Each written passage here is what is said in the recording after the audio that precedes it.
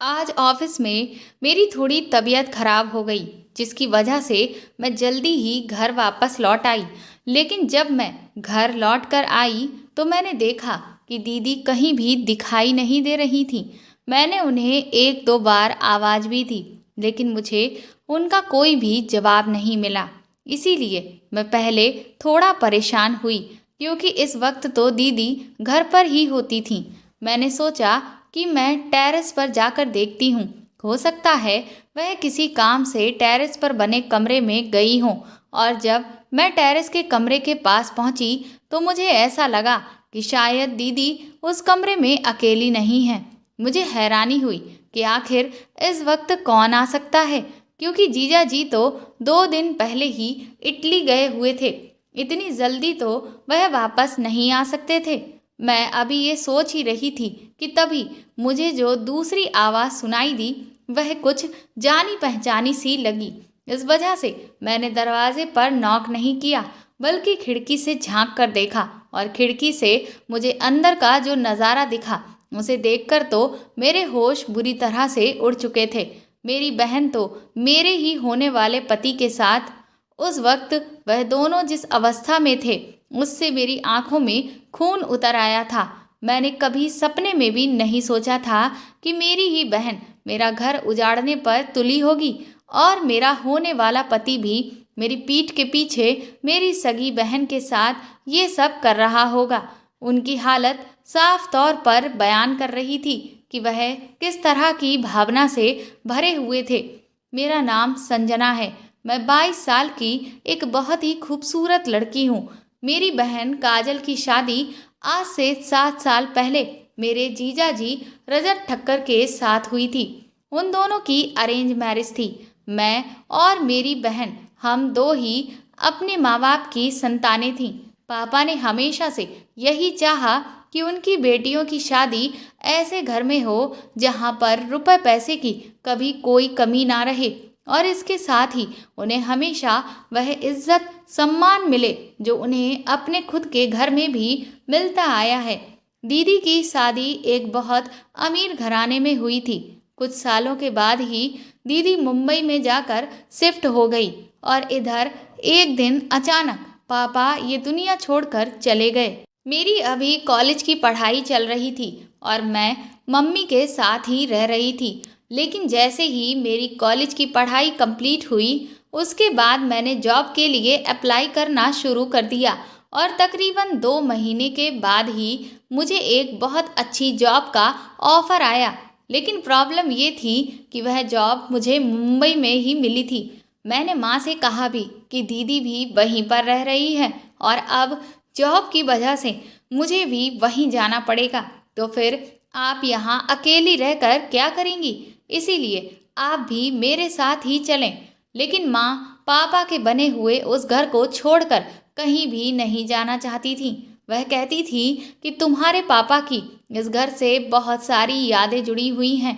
वह तो इस दुनिया में नहीं है, लेकिन जब मैं इस घर में रह रही हूँ तो मुझे हर पल यही महसूस होता है कि मैं अभी भी उनके बहुत ज़्यादा करीब हूँ। अगर मैं इस घर को छोड़कर चली जाऊंगी तो मैं तुम्हारे पापा की यादों से दूर हो जाऊंगी।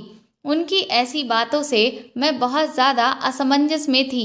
मैं अपनी माँ की भावनाओं की कदर करती थी, लेकिन कभी कभी कुछ फैसले भावनाओं में आकर नहीं लिए जाते।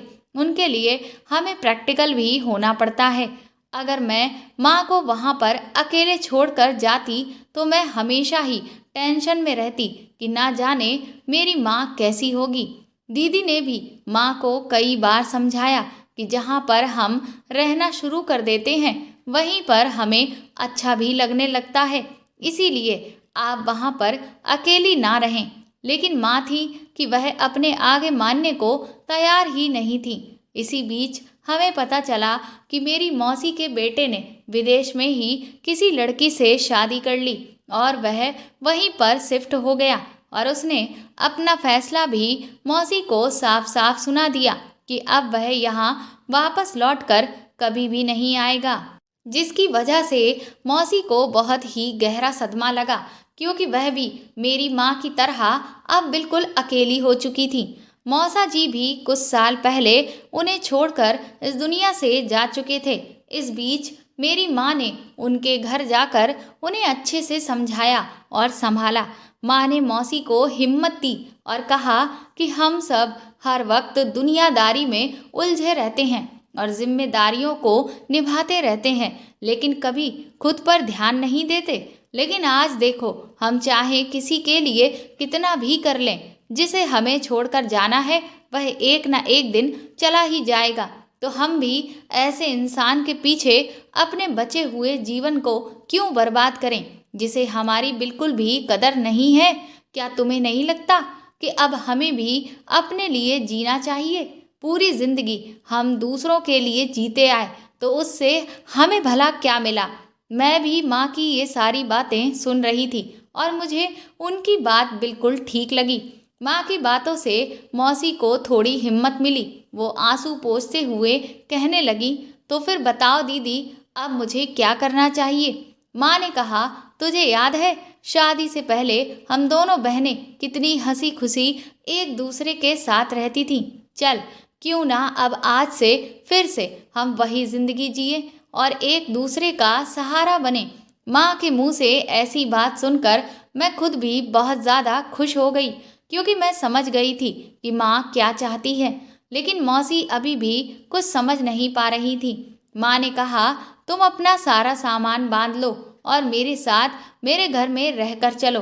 अब हम दोनों अपने वह सारे शौक पूरे करेंगे जो हम शादी और बच्चों की जिम्मेदारियों के चक्कर में कभी भी पूरे नहीं कर पाए।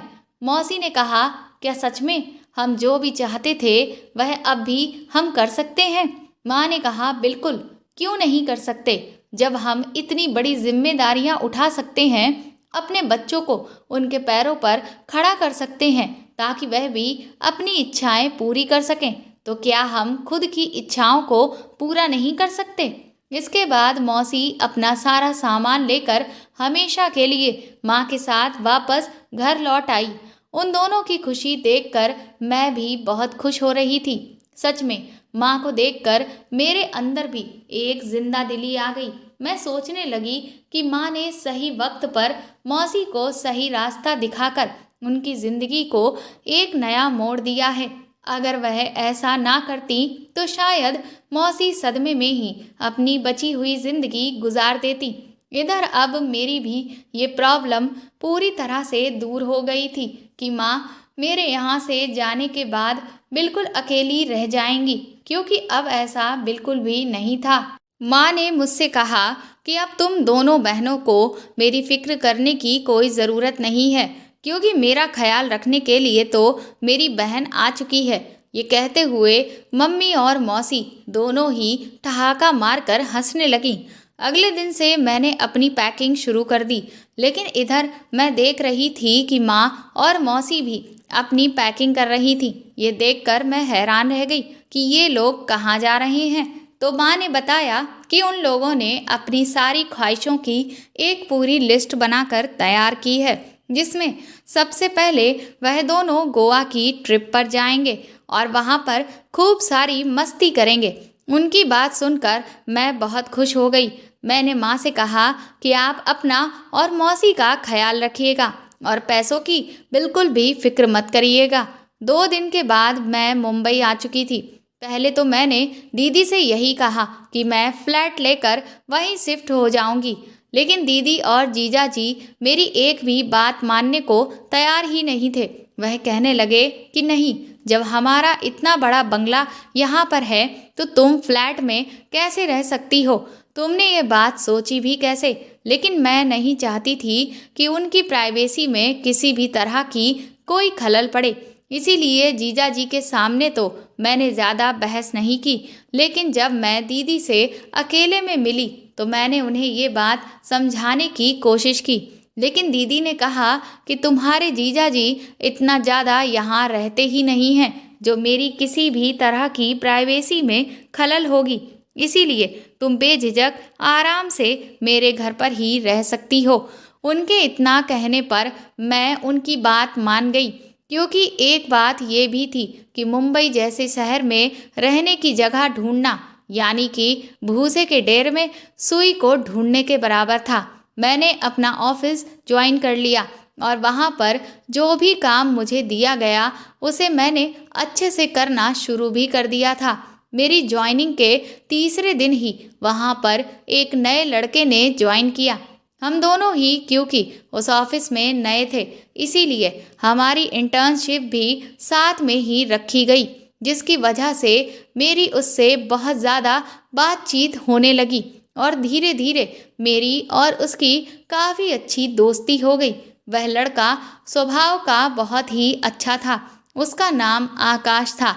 मुझे अब ये लगने लगा था कि मैं शायद आकाश को पसंद करती हूँ, लेकिन ये समझ नहीं पा रही थी कि क्या मुझे उससे ये बात कहनी भी चाहिए या नहीं, क्योंकि मेरे मन में ये डाउट था कि कहीं ऐसा तो नहीं कि आकाश मुझे पसंद ना करता हो। लेकिन एक दिन अचानक ही आकाश ने अपने बर्थडे के दिन मुझे प्रपोज कर दिया। उसकी बात सुनकर मैं खुशी से फूली नहीं समा रही थी और मैंने तुरंत ही उससे शादी के लिए हाँ कह दी।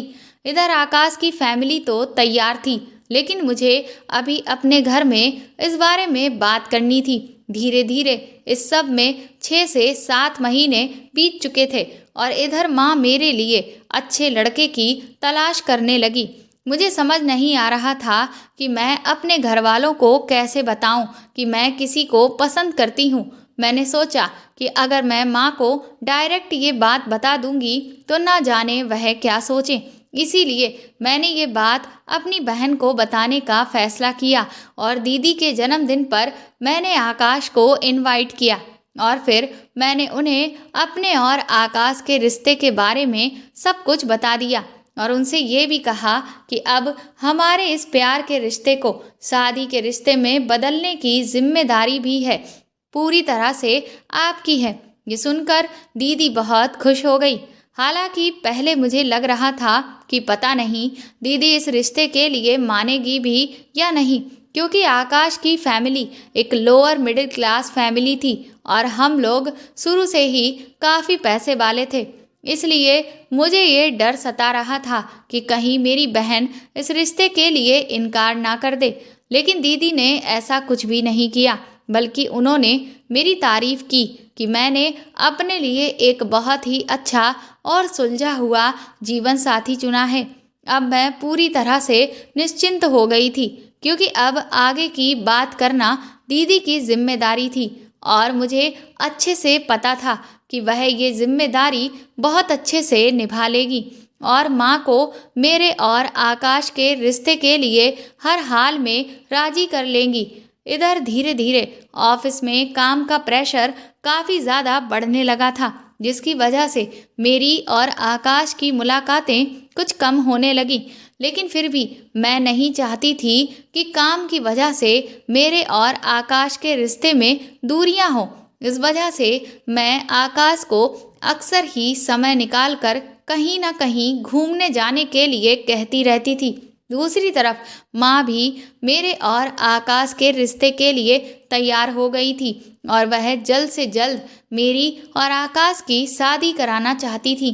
लेकिन जब मैंने इस बारे में आकाश से बात की तो आकाश का कहना था कि वह अभी शादी नहीं करना चाहता है, क्योंकि उसे थोड़ा वक्त चाहिए, क्योंकि वह अपने माता पिता के लिए पहले एक अच्छा घर लेना चाहता है ताकि वह उन्हें भी उस घर में रख सके और मुझे भी। शादी के बाद हजारों जिम्मेदारियां बढ़ जाती हैं जिनमें वह अभी पड़ना नहीं चाहता था। मुझे आकाश पर पूरा भरोसा था, इस वजह से मैंने उसके इस फैसले में हामी भर दी और कहा कि ठीक है, मैं भी तुम्हारे इस सपने में तुम्हारा पूरा साथ दूंगी ताकि तुम जल्द से जल्द एक अच्छा सा घर खरीद सको। ये बात सुनकर आकाश बहुत ज़्यादा खुश हो गया था। धीरे धीरे समय इसी तरह से बीत रहा था, लेकिन मैं अब नोटिस कर रही थी कि आकाश ऑफिस से निकलने के बाद भी न जाने कहाँ बहुत ज़्यादा बिजी रहने लगा था। जबकि इतना तो मैं अच्छे से समझ रही थी कि उसे ऑफिस के बाहर कितना काम करना पड़ता है और कितना नहीं करना पड़ता है, लेकिन वह मुझे किसी न किसी तरह के काम का बहाना बनाता रहता था। जिस वजह से मेरे मन में शक पैदा होने लगा कि कहीं कोई ऐसी वैसी बात तो नहीं है। ऑफिस में काम करते हुए भी मेरा दिमाग हर वक्त टेंशन में रहता था, जिसकी वजह से मेरा बीपी ऊपर नीचे होने लगा। और एक दिन जब मेरे सर में बुरी तरह से दर्द होने लगा तो मैं ऑफिस से आधे दिन की छुट्टी लेकर वापस घर आ गई। उस दिन आकाश भी ऑफिस नहीं आया हुआ था, क्योंकि उसे अपनी माँ को अस्पताल में दिखाने के लिए जाना था। लेकिन जब मैं घर लौट कर आई तो मैंने देखा कि दीदी उस वक्त मुझे कहीं भी दिख नहीं रही थी, जिस वजह से मैं टेरेस वाले रूम पर गई। और जब मैं वहां पहुंची तो अंदर का जो नज़ारा देखा, उसे देखकर तो मेरे होश ही उड़ चुके थे। मेरी बहन मेरे ही होने वाले पति के साथ इस तरह से थी कि मैं बर्दाश्त नहीं कर सकी और तुरंत ही रोते हुए नीचे उतर आई। अब तो मेरा सर दर्द से और भी बुरी तरह से फटने लगा। मैं तुरंत ही वहां से निकल गई और एक रेस्टोरेंट में जाकर बैठ गई। अभी भी मेरी आंखों के सामने वही नज़ारा तैर रहा था। मुझे समझ नहीं आ रहा था कि मेरी बहन ने मेरे साथ ऐसा क्यों किया, और आकाश, उस पर तो मैं कितना विश्वास करती थी। अब मुझे समझ आ रहा था कि इतने दिनों से आकाश मुझे क्यों टहला रहा है, क्यों वह मुझसे बहुत ज़्यादा मुलाकातें नहीं कर रहा है, क्योंकि वह हर वक्त अपने आप को इन तरह तरह के कामों में बिजी बताता रहता है, क्योंकि वह तो अपना क्वालिटी टाइम मेरी बहन के साथ बिता रहा था। जीजा जी भी ज़्यादातर विदेश की ट्रिप पर ही रहते हैं। जब भी वापस आते हैं तो मुश्किल से 1 हफ्ते ही रुकते हैं और उसके बाद फिर कई कई महीनों के लिए अपनी बिजनेस ट्रिप्स पर चले जाते हैं, जिसकी वजह से दीदी को भरपूर मौका मिल जाता है। लेकिन मैं अब फैसला कर चुकी थी कि उन दोनों की काली करतूत को मैं उनके सामने लाकर ही रहूंगी। इसीलिए मैं तुरंत ही गुस्से से उठी और उन्हें आईना दिखाने की सोचने लगी। लेकिन तभी मेरे दिमाग में ख्याल आया कि अगर मैंने उनसे ये बात कही तो शायद ही है जो वह अपनी इस गलती को कबूल करें, और फिर ये मामला बढ़ते बढ़ते माँ तक भी ज़रूर पहुँचेगा। और जहाँ तक है, माँ दीदी पर ही भरोसा करेगी, क्योंकि वह बड़ी है और शुरू से माँ को दीदी से ही ज़्यादा लगाव है। इसीलिए मैंने खुद के गुस्से को शांत किया और खुद को समझाया कि मुझे सबसे पहले अपनी बहन और आकाश के खिलाफ सबूत इकट्ठे करने होंगे, ताकि मैं सबके सामने उनके चेहरे से ये पर्दा हटा सकूं। क्योंकि इस सब से ना सिर्फ मेरी ज़िंदगी बर्बाद हुई थी, बल्कि बेचारे जीजा जी, उनके साथ भी धोखा हो रहा था। मैंने अपना गुस्से का घूंट पी लिया और वापस घर लौट आई। लेकिन अब मैं अपनी दीदी पर नज़र रखने लगी थी। इसीलिए मैंने दीदी के कमरे में एक स्पाई कैमरा लगा दिया, ताकि मैं ये तो देख सकूं कि वह क्या कर रही है। अगले दिन जब मैं ऑफिस में बैठी थी तो मैंने उस स्पाई कैमरे में देखा कि दीदी कहीं पर जाने की तैयारी कर रही थी, और जैसे ही दीदी तैयार हुई उसने किसी को उधर फ़ोन मिलाया और इधर घंटी भी तुरंत आकाश के फ़ोन पर बजी। आकाश मेरे सामने की टेबल पर ही बैठा हुआ था। जैसे ही उसका फ़ोन बजा, उसने सबसे पहले नज़र उठाकर मेरी तरफ देखा और न जाने क्यों उसके चेहरे का रंग उड़ चुका था। वह थोड़ा सा सकपकाया और फिर वो अपना फ़ोन कॉल पर लेकर बाहर की तरफ चला गया। मैं समझ गई कि दीदी ने आकाश को ही फ़ोन मिलाया है। अब तो मुझे बहुत ज़्यादा गुस्सा आ रहा था, लेकिन मैं इस वक्त कुछ भी ऐसा नहीं करना चाहती थी जिससे दीदी और आकाश को मुझ पर शक हो जाए कि मैं उन दोनों की करतूत के बारे में जान चुकी हूँ। थोड़ी ही देर के बाद मैंने कैमरे में देखा कि दीदी कमरे से कहीं बाहर चली गई और इधर आकाश ने भी किसी काम का बहाना बनाकर ऑफिस से छुट्टी ले ली और वह मुझे बिना कुछ कहे चुपचाप वहाँ से निकल गया। मैंने भी यही तरीका अपनाया और मैं भी ऑफिस से निकल गई। इसके बाद आकाश का कुछ दूर पीछा करने के बाद मैंने उसे एक होटल के अंदर जाते हुए देखा। मैं अभी बाहर खड़े होकर होटल का नाम पढ़ ही रही थी कि तभी वहां पर मेरी बहन की गाड़ी आकर रुकी। ये तो मैं बहुत अच्छे से अब जानती थी कि दीदी और आकाश दोनों ही यहाँ पर मिलने के लिए आए हैं। मैं तुरंत ही तेजी से होटल के अंदर गई तो वह दोनों मुझे लिफ्ट से ऊपर की तरफ जाते हुए दिखे। मैं भी उनके पीछे ही गई और उसके बाद मैंने उन्हें एक रूम के अंदर जाते हुए देखा। मुझे इस वक्त बहुत ही ज़्यादा झुंझलाहट हो रही थी। ये दोनों मेरी पीठ के पीछे इतना गंदा खेल कैसे खेल सकते हैं? इन्हें बिल्कुल भी शर्म नहीं बची है। लेकिन मैं सब कुछ अपनी आंखों से देखना चाहती थी, पर मुझे समझ नहीं आ रहा था कि मैं ये सब कैसे देखूं। कुछ देर तक सोचने के बाद मेरे दिमाग में तुरंत ही एक विचार आया और फिर मैंने दीदी के बगल वाला कमरा बुक कर लिया और मैं उस कमरे में पहुंचकर बालकनी में गई तो देखा कि सभी कमरों की बालकनियां जुड़ी हुई थीं। यहाँ मेरी किस्मत अच्छी निकली और इसीलिए बस थोड़ी सी मशक्कत के बाद मैं दीदी के कमरे की बालकनी के अंदर कूद गई। मैं जानती थी कि आगे मैं जो भी देखने वाली हूँ उससे मेरे ऊपर बिजली गिरेगी, लेकिन फिर भी आज मैं सब कुछ अपनी आंखों से ही देख लेना चाहती थी। मैंने बालकनी की खिड़की से जब अंदर कमरे में झांक कर देखा तो पहले तो कुछ देर मुझे वहां कोई भी नजर नहीं आया, लेकिन इसके बाद अंदर वाले कमरे से मैंने दीदी को जिस तरह के कपड़ों में बाहर निकलते हुए देखा उससे मेरी आंखों में आंसू आ गए। मेरी बहन ने मेरे दिल के 1000 टुकड़े करते हुए एक बार भी मेरे बारे में नहीं सोचा था। दीदी आकर के सामने जो बेड पड़ा हुआ था उस पर बैठ गई। उसका मुंह दूसरी तरफ था। मैं समझने की कोशिश कर रही थी कि अंदर क्या चल रहा है। आकाश अंदर वाले कमरे से दीदी से कुछ कह रहा था और इधर से दीदी भी उससे कोई बात कह रही थी, लेकिन क्योंकि शीशा बंद था जिस कारण मुझे दिखाई तो दे रहा था लेकिन कुछ भी सुनाई नहीं दे रहा था। अभी मैं ये सब देख ही रही थी कि तभी अचानक से एक हाथ दीदी की तरफ बढ़ा और उसने कस के दीदी को अंदर की तरफ खींच लिया। ये देखकर मेरी आत्मा रो पड़ी। मैं तुरंत ही वापस अपने कमरे की बालकनी में आ गई और तुरंत ही दंदनाती हुई कमरे से बाहर नीचे लॉबी में आ गई। मैं बुरी तरह से फूट फूट कर रो रही थी कि तभी मेरे ऑफिस की दोस्त काव्या का मेरे पास फ़ोन आया। उसने मुझसे पूछा कि आज मेरी तबीयत को क्या हो गया। मैं उसे बहाना करके बताने लगी कि मेरे सर में बहुत तेज़ दर्द होने लगा था। अभी मैं उससे बात कर ही रही थी कि तभी काव्या ने कहा कि आकाश, तुम्हें सर ने अभी अपने केबिन में बुलाया है।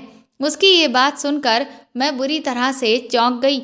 मैंने काव्या से कहा कि क्या आकाश वहीं ऑफिस में है? तो काव्या ने कहा कि हाँ, वह तो यहीं पर है।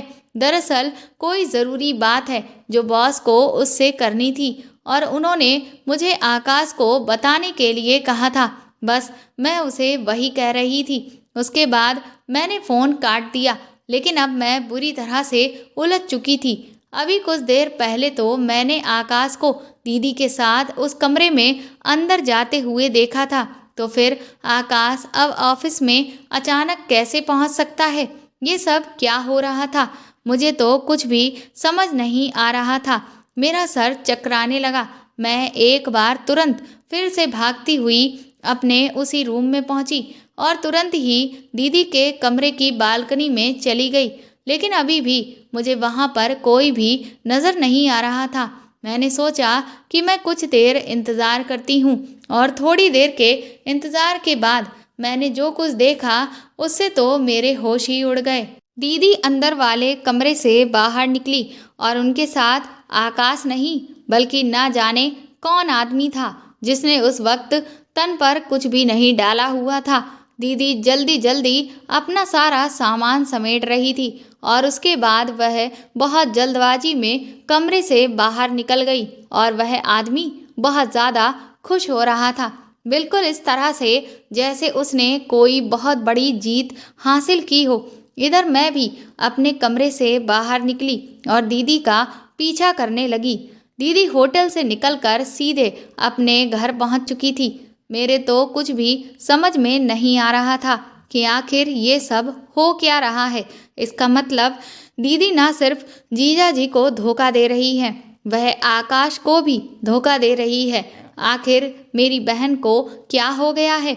हमारे माँ बाप ने हमें ऐसी परवरिश तो नहीं दी थी कि हम इस तरह के काम करते। क्या मेरी बहन को बड़े शहर की हवा लग गई है, या फिर उसे एक साथ कई कई मर्दों के साथ?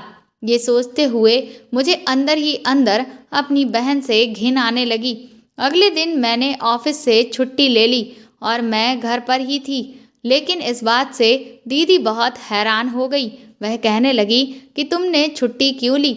मैंने कहा मेरी मर्जी है। मैं रोज रोज ऑफिस जाकर बहुत स्ट्रेस फील कर रही थी और आज मैं घर पर रहकर चिल आउट करना चाहती हूँ। क्यों, इससे आपको कोई दिक्कत है? दीदी ने तुरंत ही खुद को संभालते हुए और जबरदस्ती की मुस्कुराहट अपने चेहरे पर लाते हुए कहा कि नहीं, मुझे तो कोई दिक्कत नहीं है। फिर वह कहने लगी कि वो दरअसल मैं किटी पार्टी में जा रही हूँ, बस इसीलिए मैं तुमसे पूछ रही थी।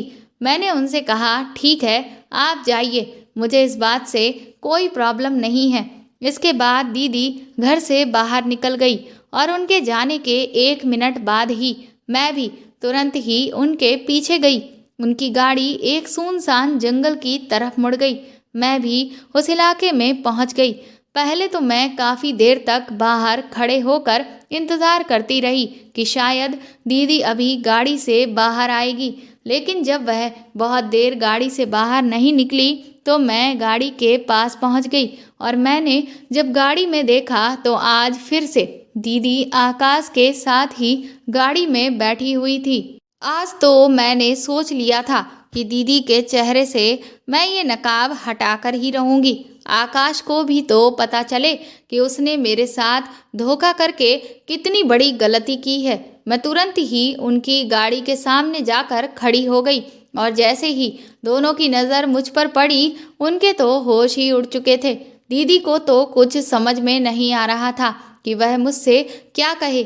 मैं तुरंत ही दीदी की तरफ आगे बढ़ी। मुझे गुस्सा तो इतनी तेज आ रहा था कि मैं खींचकर उनके गाल पर एक तमाचा लगा दूं, लेकिन क्योंकि वह मेरी बड़ी बहन थी इसीलिए मैं ऐसा नहीं कर पाई। लेकिन आकाश को मैंने एक जोर का धक्का दिया। मैंने कहा कि तुम बहुत बड़े धोखेबाज हो। तुम मेरी पीठ के पीछे मेरी ही बहन के साथ लगे हुए थे और अब तक मुझे बेवकूफ़ बनाते आ रहे थे। इस पर दीदी कहने लगी, संजना, तुम्हारा दिमाग खराब हो गया है, तुम हमें गलत समझ रही हो। मैंने कहा कि मैं आपको गलत समझ रही हूँ या आप लोग मुझे इतने समय से बेवकूफ़ बनाने की कोशिश कर रहे हैं? आपको क्या लगता है कि क्या मुझे आपके इस चक्कर के बारे में नहीं पता? इसके बाद मैंने अब तक उन दोनों को जब भी साथ देखा या जो भी चीज़ें देखी थी वह सारी की सारी उन्हें बता दी। मेरी पूरी बात सुनने के बाद दीदी फूट फूट कर रोने लगी। वो बोली कि मैं जिस प्रॉब्लम से जूझ रही हूँ बस उसी वजह से मैं उस दिन आकाश को गले से लगाए हुए थी। मैंने कहा कि अपने ये घड़ियाली आंसू मेरे सामने बहाना बंद कर दीजिए, क्योंकि अब मैं आपकी किसी भी बात में नहीं आने वाली हूँ। आकाश मुझसे कहने लगा, संजना, पहले अपनी बहन की पूरी बात तो सुन लो, उसके बाद फैसला करना कि कौन सही है या कौन गलत है। मैंने कहा, तो मैंने अब तक अपनी आंखों से जो भी देखा क्या वह झूठ था? क्या तुम ये कहना चाहते हो कि मैं एक बेवकूफ़ हूँ जो आंखों देखी बात को गलत समझ बैठी? आकाश कहने लगा कि हाँ, तुम सच में एक बहुत बड़ी बेवकूफ़ हो जिसके दिमाग में शक का कीड़ा बैठ गया है और उसकी ही वजह से ही तुमने वह देखा जो था ही नहीं। मैंने आकाश से कहा कि मैं तुमसे आज बल्कि अभी अपना ये रिश्ता ख़त्म करती हूँ और आज के बाद तुम मुझे अपनी कभी शक्ल भी मत दिखाना। ये सुनते ही दीदी मेरे आगे हाथ जोड़ने लगी। वह कहने लगी कि मेरी वजह से तुम दोनों अपना रिश्ता ख़त्म मत करो। मैंने कहा कि आपको तो खुश होना चाहिए, क्योंकि अब मैं जो आप दोनों के रास्ते से हट चुकी हूँ। अब तो आप दोनों खुलकर अपनी इच्छा को पूरी कर सकते हैं। इतना सुनते ही दीदी ने मेरे गाल पर खींचकर तमाचा मारा। वह कहने लगी कि तुम जानती भी हो कि तुम क्या कह रही हो। तुम नहीं समझ रही कि तुम्हारी बहन पर इस वक्त क्या बीत रही है, और जिस लड़के पर तुम इतना घटिया इल्जाम लगा रही हो वह लड़का तुम्हारी बहन की कितनी मदद कर रहा है। मैंने कहा, हाँ, वह कैसी मदद कर रहा है ये तो मैं अपनी आंखों से ही देख चुकी हूँ।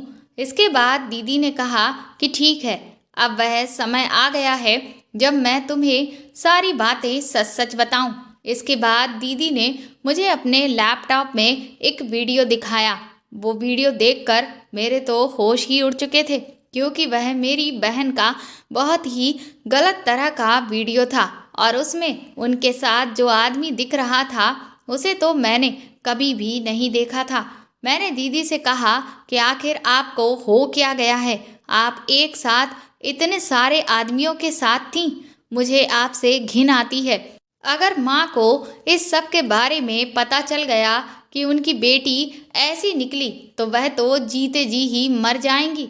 ये सुनते ही दीदी और भी ज़्यादा रोने लगी। वह कहने लगी कि तुमने भी अपनी बहन को ऐसा ही समझ लिया।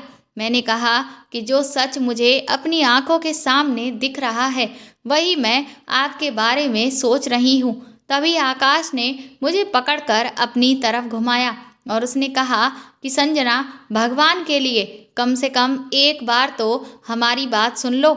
मैंने अपने गुस्से को जैसे तैसे शांत किया। मैंने कहा कि ठीक है, बताओ आखिर तुम लोग मुझे क्या बताना चाहते हो। उसके बाद दीदी ने मुझसे कहा कि तुम्हारे जीजा जी से शादी के बाद मैं जिस तरह की ज़िंदगी जीना चाहती थी वह मुझे कभी भी जीने को नहीं मिली। तुम्हारे जीजा जी अपने बिजनेस को लेकर इतना ज़्यादा बिजी रहते थे कि उनके पास मेरे लिए समय ही नहीं था। कई कई महीनों तक वह मुझे अकेला छोड़कर विदेश में घूमते रहते थे और इधर मैं अकेले ही उनके लिए तरसती रहती थी। इसी बीच न जाने कब मेरी और उनके बीच दूरियां बढ़ती चली गईं, क्योंकि वह जब भी लौट कर आते तब भी सिर्फ और सिर्फ अपने काम में ही लगे रहते।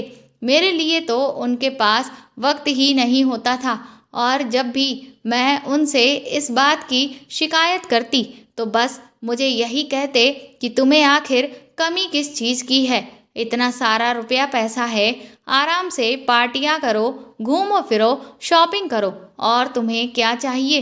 क्या एक इंसान की सिर्फ यही ज़रूरतें होती हैं, उसके अलावा और कुछ भी नहीं?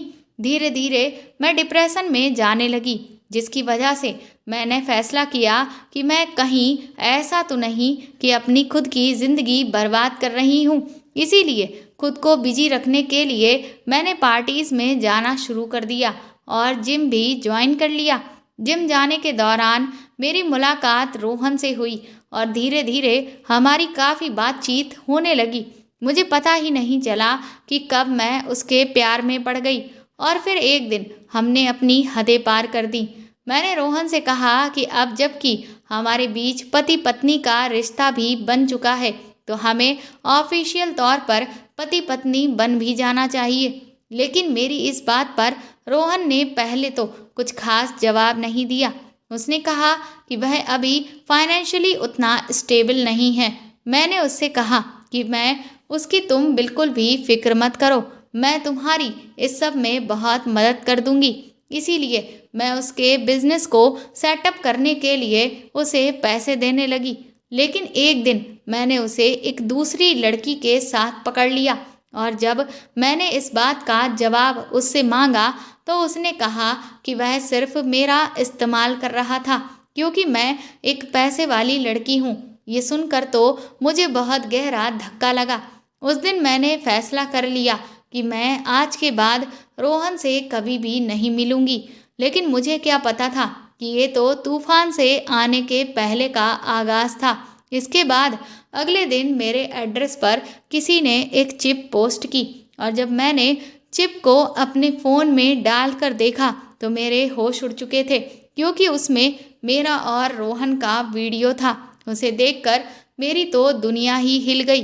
अगले दिन ही जाकर के मैंने उस चिप के बारे में रोहन को बताया, जिससे रोहन भी बुरी तरह से घबरा गया।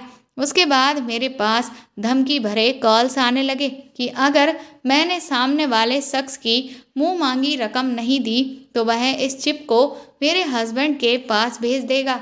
उसकी ये बात सुनकर मैं बहुत ही बुरी तरह से डर गई। मैंने रोहन से कहा कि ये सब तुम्हारी चाल है। मैं जानती हूँ कि तुमने पैसों की खातिर मेरे साथ ये सब कुछ किया, लेकिन रोहन अपनी इस बात से पूरी तरह से मुकर गया। वह कहने लगा कि मैं मानता हूँ कि मैं अमीर लड़कियों को अपने प्यार में फंसाता हूँ ताकि उनसे पैसे ऐंठ सकूँ, लेकिन ये सब कुछ मैंने नहीं किया है। पर मुझे अब उस पर रत्ती भर भी विश्वास नहीं था। मैं बुरी तरह से फंस चुकी थी। 2-3 दिन के बाद ही मुझे पता चला कि रोहन तो इस शहर को छोड़कर ही जा चुका था और अब मैं इस जाल में अकेले फंस गई थी। इसके बाद उस कॉल करने वाले शख्स ने मुझसे कई बार बहुत बड़ी बड़ी रकम की डिमांड की, जो मैं उसकी पूरी करते चली गई। लेकिन फिर एक दिन उसने अपनी जो मांग मेरे सामने रखी, उससे तो मेरे पैरों तले की ज़मीन ही निकल गई। उसने मुझसे कहा कि अब तक मैं जो रोहन के साथ करती आई वही मुझे उसके साथ करना होगा। मैंने उसके आगे बहुत हाथ पैर जोड़े, लेकिन वह मेरी कोई भी बात सुनने को तैयार ही नहीं हुआ और फिर मजबूरन मुझे उसकी इच्छा पूरी करनी पड़ी। इसी सब के बीच एक दिन जब मैं उस आदमी को पैसे देने के लिए एक होटल में गई थी तो वहाँ मुझे आकाश ने देख लिया और जब आकाश ने मुझसे इस सब के बारे में पूछा तो मैं ना चाहते हुए भी आकाश के सामने फूट फूट कर रोने लगी, क्योंकि ये दर्द न जाने कितने महीनों से मेरे सीने में दफन था। और फिर मुझे आकाश को सब कुछ बताना पड़ा। आकाश ने कहा कि वह इस सब में मेरी मदद करेगा ताकि वह मेरा उस ब्लैकमेलर से पीछा छुड़ा सके, और इसीलिए मुझे आकाश से छुपकर मिलना पड़ रहा था, क्योंकि मैं नहीं चाहती थी कि अब आकाश के अलावा और किसी को भी इस बात का पता चले। दीदी ने कहा कि उस दिन तुमने मुझे होटल में जिस आदमी के साथ में देखा था, दरअसल असल में वही ब्लैकमेलर है। आकाश ने बहुत सारे अब तक हथकंडे अपनाए हैं ताकि वह मुझे उससे बचा सके, लेकिन वह आदमी इतना ज़्यादा चालाक है कि उससे ओरिजिनल चिप को निकलवा पाना बहुत ही ज़्यादा मुश्किल हो रहा है और मैं इधर मजबूर हूँ कि उसकी मुझे हर तरह की मांग को पूरा करना पड़ रहा है और अब मुझे समझ में नहीं आ रहा कि मैं क्या करूँ।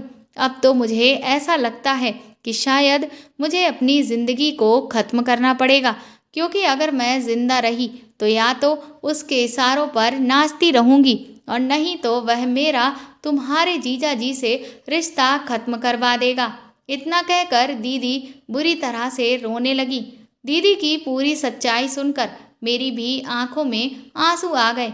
मैंने उन्हें गले से लगाया और उनसे और आकाश से माफ़ी मांगी कि मैंने उन दोनों को लेकर इतना ज़्यादा गलत सोचा।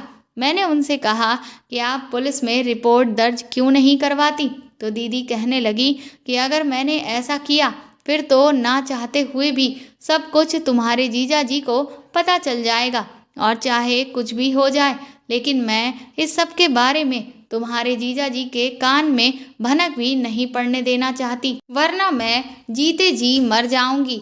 दीदी मेरे आगे हाथ जोड़कर गिड़गिड़ाने लगी कि संजना कुछ भी करो लेकिन मेरी गृहस्थी को बचा लो। मेरी एक छोटी सी गलती ने मेरे पूरे घर पर मुसीबत लाकर खड़ी कर दी है। मैंने उनसे कहा कि आप पहले घर चलिए, हमें इस बारे में इत्मीनान से सोचना होगा। वह आदमी हद से ज़्यादा चालाक है और इसीलिए उसके साथ भी हमें चालाकी से ही काम लेना पड़ेगा।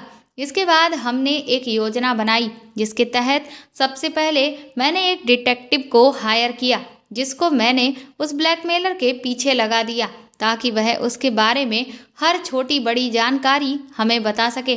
और एक हफ्ते के बाद जो भी जानकारी हमें हासिल हुई उससे ये पता चला कि वह आदमी और लोगों के निजी पलों को कैद करके उन्हें इसी तरह से फंसाने की कोशिश करता है, जिसके लिए वह कई बार खुद भी एक से एक अमीर लड़कियों को फंसाता है और उन पर नज़र रखता है कि वह कहाँ किसके साथ जा रही हैं। और अगर कोई लड़की उसके खुद के झांसे में आ जाती है तब तो उसके लिए ये काम और भी ज़्यादा आसान हो जाता है। मेरे लिए ये बात बहुत बड़ी थी और बहुत बड़ा मौका भी। मैंने दीदी से कहा कि अब आप देखती जाइए कि मैं उससे किस तरह से आपकी चिप को हासिल करती हूँ। अगले दिन ही मैं शाम को जीजा जी की सबसे महंगी गाड़ी को लेकर और बहुत ही खूबसूरत कपड़े पहनकर उस क्लब में पहुंच गई जहां वह ब्लैकमेलर अक्सर ही जाया करता था। जैसे ही उसकी नज़र मेरे ऊपर पड़ी वह तुरंत ही मेरे पास आकर बैठ गया, लेकिन मैंने उसे पूरी तरह से इग्नोर कर दिया। मैंने वहाँ के वेटर को पहले से ही पैसे दे दिए थे ताकि वह मेरे बारे में उसके सामने लंबी लंबी फेंक सके, और वेटर ने मेरे कहे मुताबिक ठीक वैसा ही किया। उसने मेरे वहाँ से उठते ही ब्लैकमेलर के सामने मेरी तारीफों के पुल बांधने शुरू कर दिए कि मैं एक करोड़पति परिवार की इकलौती लड़की हूँ और जो अभी विदेश से लौटी हूँ। ये सुनते ही उस आदमी की आंखों में चमक आने लगी क्योंकि उसे अपना शिकार सामने से नजर आने लगा, और जैसा मैंने सोचा था ठीक वैसा ही हुआ। वह मुझे इम्प्रेस करने की कोशिश करने लगा। मुझे बस इसी मौके का इंतजार था और शुरू में तो मैंने थोड़े बहुत नखरे दिखाए, लेकिन फिर धीरे से मैंने भी उससे दोस्ती कर ली। इसके बाद वह मुझे अपने होटल के रूम में लेकर गया क्योंकि वह अपने शिकार के साथ सबसे पहले यही काम करता था ताकि उसे पूरी तरह से शीशे में उतार कर इस्तेमाल कर सके। लेकिन इस बार उसे नहीं पता था कि उसका शिकार खुद होने वाला है। जब उसने मुझसे अपनी इच्छा जाहिर की और वह बोला कि उसे मुझसे पहली नज़र में प्यार हो गया है और वह मुझसे शादी करना चाहता है, तो मैं भी ऐसे दिखाने लगी कि जैसे मैं भी उसकी दीवानी हो गई हूँ। और इसके बाद मैंने उससे कहा कि मुझे ये होटल मेरे स्टैंडर्ड के अकॉर्डिंग बहुत छोटा लग रहा है, इसीलिए क्यों ना हम अपना क्वालिटी टाइम मेरे बंगले में बिताएं। ये सुनकर तो वह और भी ज़्यादा खुश हो गया और तुरंत ही मेरे साथ मेरे बंगले पर आ गया। मैंने कहा कि मेरे मॉम और डैड अक्सर बिजनेस ट्रिप्स के कारण विदेश में ही रहते हैं और मैं यहाँ पर फ़िलहाल अकेली हूँ। इसके बाद मैं उसे जिस काम के लिए उस किराए के बंगले में लेकर आई थी उस तरफ मैंने अपना पहला कदम बढ़ाया। मैंने उसे ड्रिंक ऑफ़र की जिसमें मैंने पहले ही नशीली दवा मिला दी थी। उस ड्रिंक को पीते ही वह अपने होश खो बैठा और जब उसे होश आया तो उसकी हालत खराब हो चुकी थी क्योंकि वह बुरी तरह से रस्सियों से जकड़ा हुआ बंधा हुआ था। सबसे पहले तो मैंने और आकाश ने उस आदमी को जमकर पीटा और उस पर अपने गुस्से की पूरी भड़ास अच्छे से निकाली, और उसके बाद हमने उससे दीदी की उस ओरिजिनल चिप के बारे में सारी जानकारी निकलवा ली, और जैसे ही हमारे हाथ में वह चिप आई हमने उसे तोड़कर फेंक दिया और तुरंत ही पुलिस को भी हमने सारी जानकारी दे दी, जिसके बाद उसको गिरफ्तार कर लिया गया। पुलिस ने जब उससे और भी पूछताछ की तो पता चला कि वह अब तक दीदी के साथ साथ न जाने कितनी ही लड़कियों के साथ ये खेल खेलते आया और उसके पास सैकड़ों की मात्रा में इस तरह की चिप निकली जिनमें कई लड़कियों की जिंदगियां कैद थीं। इसके बाद सारे सबूत जब उसके खिलाफ मिल चुके थे तो उसको सजा दे दी गई। दीदी ने मुझे गले लगाकर थैंक यू बोला कि मैं उनकी गृहस्थी को उजाड़ने से बचा लिया। मैंने भी दीदी को समझाया कि भले ही जीजा जी अपने काम में व्यस्त रहते हैं, लेकिन इसका मतलब ये नहीं कि आप उनकी पीठ के पीछे इस तरह का कोई काम करें। इससे बेहतर तो यही होगा कि वह जिस भी बिजनेस ट्रिप पर जाते हैं आपको भी उनके साथ ही चले जाना चाहिए, तो इससे आपको उनका साथ भी मिल जाएगा और वह अपना काम भी कर पाएंगे। मेरी ये राय दीदी को अच्छी लगी और फिर इस सब के कुछ महीनों बाद ही मेरी और आकाश की शादी भी हो गई क्योंकि हम दोनों ने मिलकर उसके पेरेंट्स के लिए एक अच्छा सा घर खरीद लिया था और आज मैं आकाश के साथ अपनी शादीशुदा जिंदगी को खुशहाल तरीके से जी रही हूँ। दोस्तों, धोखा देना किसी भी मसले का हल नहीं है और धोखा कभी भी जायज़ नहीं होता। वजह चाहे जो भी हो, अगर आपको अपने साथी से किसी भी तरह की कोई परेशानी है तो आपको उस बारे में खुलकर बात करनी चाहिए, उसका समाधान निकालना चाहिए, ना कि आप इस तरह के रास्ते अपनाएं कि आप ना सिर्फ अपने साथी को धोखा दें बल्कि अपनी खुद की भी ज़िंदगी बर्बाद कर लें, क्योंकि आज की दुनिया में भरोसेमंद इंसान मिलना बहुत ही मुश्किल की बात है।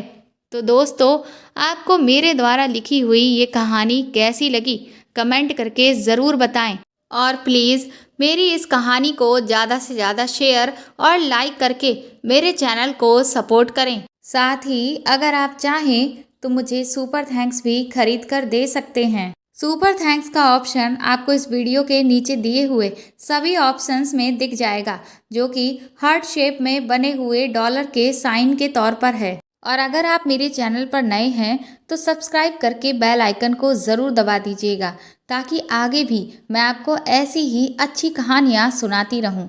Thank you.